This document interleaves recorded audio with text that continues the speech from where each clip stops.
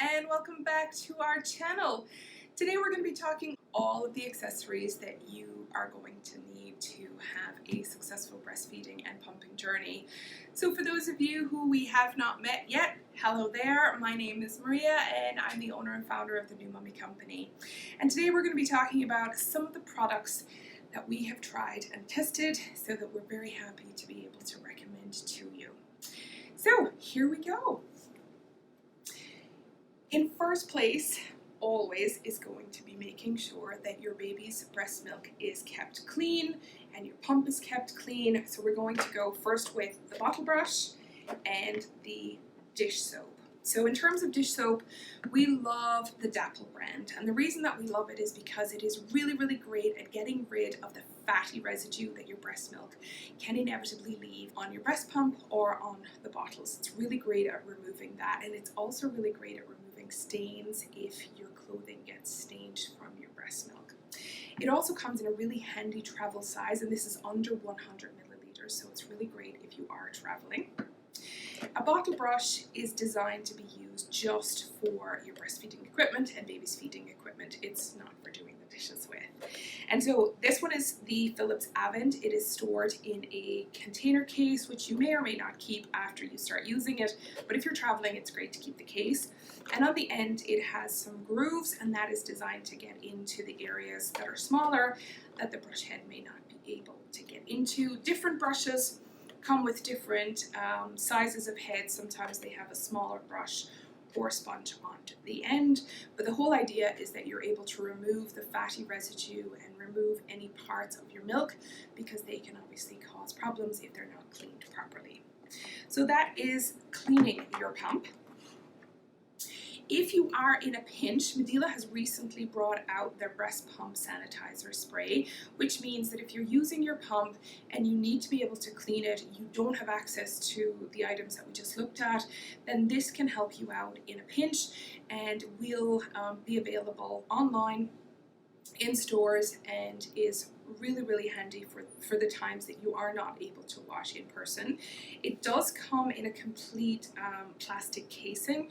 You probably may not be able to see it very well here, but right at the bottom here there is some perforated plastic, which means you can peel it off to open it up, and it just means that before you purchase it or when you receive it, if you get it in the mail, that this is entirely encased, which means that it has not been used, tampered with, or people just sampling it, which means there's not an awful lot left in the bottle. So moving on then, you may, if you are breastfeeding, not need breast pads, but equally if you find that your body naturally lets down, either when your baby cries or a baby cries in the grocery store, then you might find breast pads really helpful.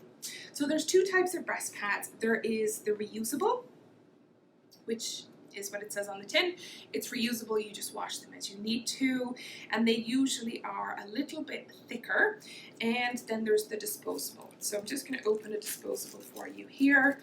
Very small piece of plastic wrapping, and then it opens up. You'll see that these newer ones are shaped ever so slightly differently, in that they come folded almost like a duckbill, and the reason for that is so that they shape around your breast, because obviously your breasts are not flat, and they come with two taped pieces here, so that when you take the tape off, it will securely fasten to the inside of your bra, holding it in place. So no matter what you're doing, even if you're running, it will stay in place.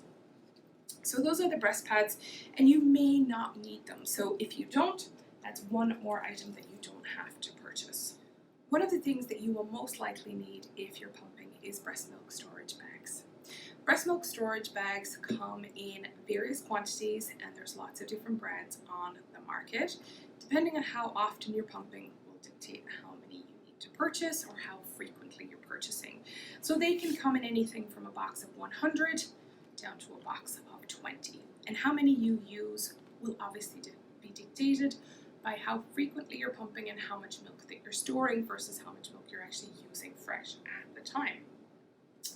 A breast milk bag will look something a little like this, and this is a freezer bag. It has a space for your name, the amount, and the date, and it will show you how many mils or ounces are contained within, but I'm a big fan of actually reading it off the bottle before you put it into the freezer bag, because very often it doesn't quite look the same and that can be confusing. So I think it's probably better to read from the bottle before you put it into the freezer bag. Once you put the milk into the freezer bag, you close the top. It's just a tiny little, almost like a Ziploc at the top, and you push that across to make sure that it is well sealed, and then you can put that directly into the freezer once you've put your name, date, and time on there. And so depending on how often you're freezing your milk, you may want to put them on an auto subscription so that you're not running out. The next thing is a quick clean sterilization bag. Now, a sterilization bag, for those of you who are not familiar with them, is this little bag here. And what these bags are designed for is for you to put the contents, your pump, and the bottles in here into the bag and pop them into the microwave. All the instructions are written on the back of each bag. And the bag comes with a vent on the side, which is right here, and that allows the steam to escape. And you can use each one of these bags 20 times. And there is a mark box on the back for you to mark it off every time you've used it. The alternatives for sterilization is an actual microwave sterilizer or a steam sterilizer. But just look at what the directions are based on your particular pump, on how the manufacturer suggests that you should sterilize. And the reason for that is because it may invalidate your warranty if indeed you use a sterilization process that they don't suggest. So just a little tip to look out for. But these bags are great, particularly if you're on the go, because you can put them into the microwave. They are very handy for travel. They're very small, they're very convenient. This bag here contains 5 bags, but with 20 uses each time, that's 100 sterilizations. So that's obviously quite a lot of sterilizations, and that's quite a small box if you're traveling. And so now we're going to move on to bottles, because when you're pumping, you're probably most often going to be pumping into bottles. The reason I'm saying most often is because there is the opportunity with certain brands for you to pump directly into the freezer bag, thus saving you having to wash the bottles and then pour into the freezer bag. So it is an option. Again, most of the brands that have pumps will have bottles extra in addition to what comes with the pump, because if you are pumping very frequently, you are going to be pumping into a lot of bottles. Most often when you're pumping, if you're using that milk fresh or within a couple of hours, you are either going to be leaving it on the countertop to use for the next feed, or putting it in the refrigerator for later on today, this evening, even overnight. So having extra bottles just means just not having to sort of wash and reuse quite as often, just giving you a little bit more breathing space. So those are some extra additional bottles.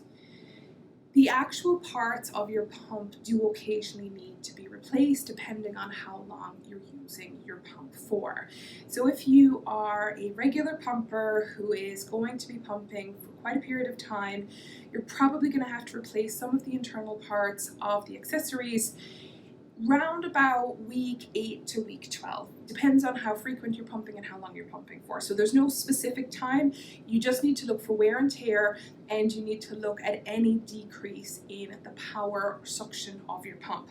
So 2 of the most common things that will need to be replaced are the valves. And so the reason that they are going to need replaced is because they're both made of silicone material, and because of that they are going to stretch as you wash them. So earlier when I showed you the end of the bottle brush, if you're going to be getting in there, you are going to end up with getting some wear and tear. So for the Amida duckbills, they should lie flat closed, and if there is any opening when they are not closed, then you are going to need to replace them. And with the Medela valve, it should lie flat. If you can see here, the white part should lie flat on the yellow part. And what that means is that when the suction is occurring, it only opens just to let the milk drop in. Otherwise, you are going to see a significant decrease in your suction. A lot of people assume that their pump is breaking, but it's not. It's that these guys need replaced. So just something to make you aware of. And then finally, probably one of the pieces of pumping equipment that I would heartily suggest, simply because if you are going to be a regular pumper, you are going to need to have your hands free. And the way to do that is by having a pumping bra. So a pumping bra is designed to be worn on its own to allow you to pump hands-free. And it will look something like this. So this is the medulla bustier, and this zips up the front here, and here we have the Simple Wishes bra. The medulla bra is great for smaller sizes, and Simple Wishes is more for regular fit up to a plus size fit. In terms of choices, there are many pumping bras on the market. It really comes down to personal choice. These two are quite good because there's quite a bit of structure in the bras so that they actually feel supportive. And so a lot of people will use them in addition to their own bras, or they will wear them, if they're really regular pumpers, over their own bra and then just put it on and off as is needed. Both very comfortable. And obviously, if you are new to pumping and you don't understand what this means, the pump that you see here is being held in place because of the pumping bra. Whereas some people will assume that if you hold your pump here like this, that once it's in place and it's turned on, that you can actually turn it off. But unfortunately, that doesn't happen. You have to hold them in place, and obviously you can be pumping for anything from 10 to 20 minutes on average in a pumping session. So that time is going to add up. And yes, it means you can't answer your phone, you can't change the TV remote, you can't tend to your baby by handing them a pacifier or a toy. So it is probably one of my top suggestions if you are going to be pumping on a regular basis at all, to definitely consider a pumping bra as one of your accessories. So I hope you found that information helpful today. If you are a pumping mom, let us know what accessories you found helpful while you were pumping. And if you found today's information was helpful, make sure you tell your friends and hit that subscribe button. And if there's other videos that you would like to see us create, then you can do that by commenting below and letting us know. Thanks so much, guys. We'll see you soon. Bye-bye.